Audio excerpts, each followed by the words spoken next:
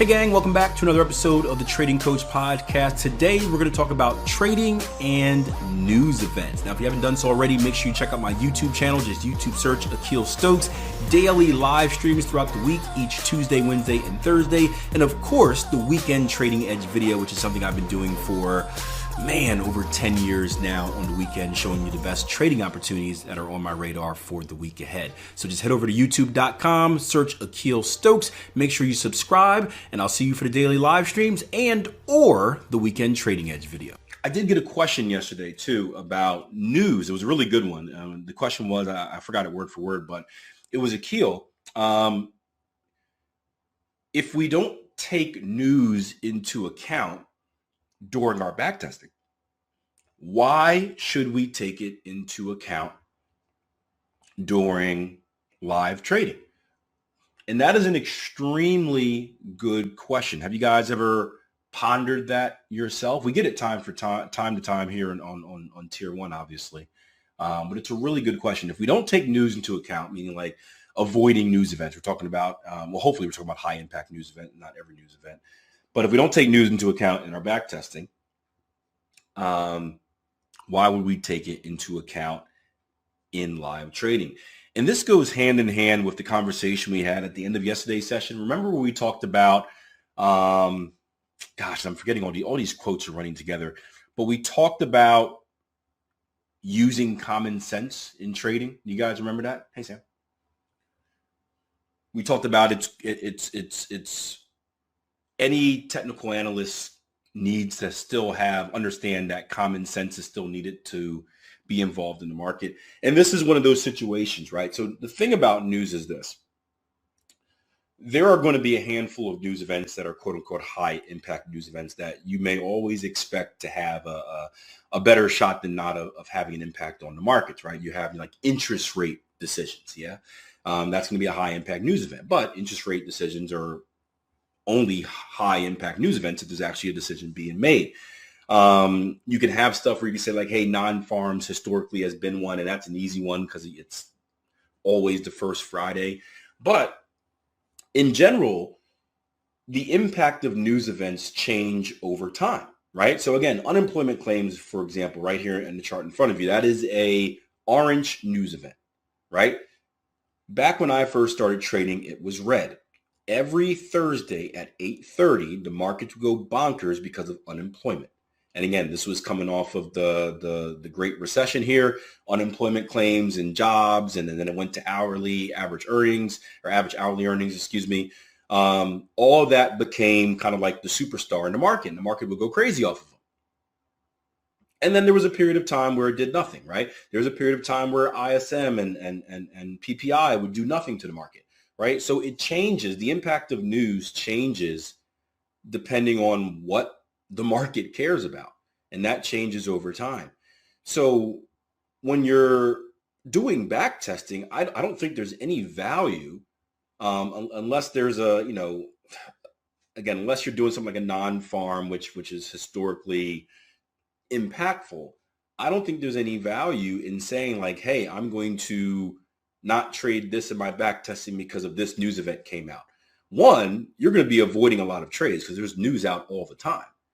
Two, unless you trade it through that historical period, you don't know what the market cared about and what the market didn't care about, right? So your best bet is to just continue to collect data, right, as if it weren't there. Now, the difference in trading live is this, and a lot of it's going to depend on the time frame you're trading. Obviously, the higher time frames you trade, the less noise there is, the less you need to care about news. If you're someone trading on a daily chart, news shouldn't be affecting any of your charts, any of your trades, in my opinion. 4 hour as well. News shouldn't be affecting any of your trades. When you start going down to the hourly and below, that's where you see a lot of the noise. And the noise is when I mean that the market like goes up, goes down, goes left, goes right. It panics and does all this emotional stuff because everyone's fired up and emotional in the markets. And then it goes back to normal, right? Have you guys seen that before? You guys ever see a candle with like a big wick to the upside, a big wick to the downside, and then it closes right where it opened, right? Doesn't really affect you on the higher time frames. Lower time frames, you're going to get whipsawed to death. We call that whipsaw, where the market goes up, And then I'll draw it out for you because this is something that a lot of rookie traders get caught up in, right? So a good example of whipsaw, let's say a high impact news event comes out, right? The market starts here. And then all of a sudden the market goes up. And then what do you think everyone's doing? Not everyone, but all the rookie emotional hobby traders. What do you think they're doing as soon as they see that market shoot up? They're looking to get involved, right? Oh, the move, that's the move, that's the move, that's the move. And then the market goes down, right?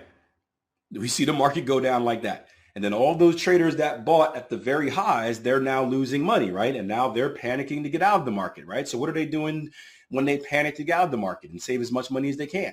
Those buyers now become sellers. Now everything's selling, selling, selling, selling. And then it bounces back up again and they lose on the sell side and it goes back and forth, then it ends up doing nothing, right? So high impact news events, they can have that effect on the lower time frames. And I noticed because I was a day trader for a very long time. Hey, thanks, Harry. Happy New Year's as well. Right? I was a day trader for a very long time. And when I first started trading, I was very stubborn, right? I needed to be because I was very bad at discipline. Excuse me. I was horrible at discipline. So I was very stubborn in my rules where I was like, I'll use like Naomi as an example. I was black or white, no room for bend or break or anything. Give me 1 second. Voice is dying on me. There we go. It's black or white. And so I would trade through all news events. I would say, I don't care about these dang news events. I'm a technical analyst. F fundamentals, right? That was my mindset.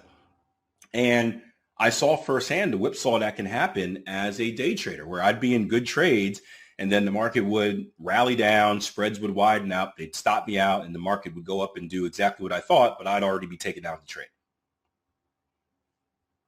And over time, right? Over time, I learned the lesson that, hey, I should just avoid some of these things. So the avoidance of news is for your own safety. It is to basically say this, right? I am in the market to exploit and extract my edge.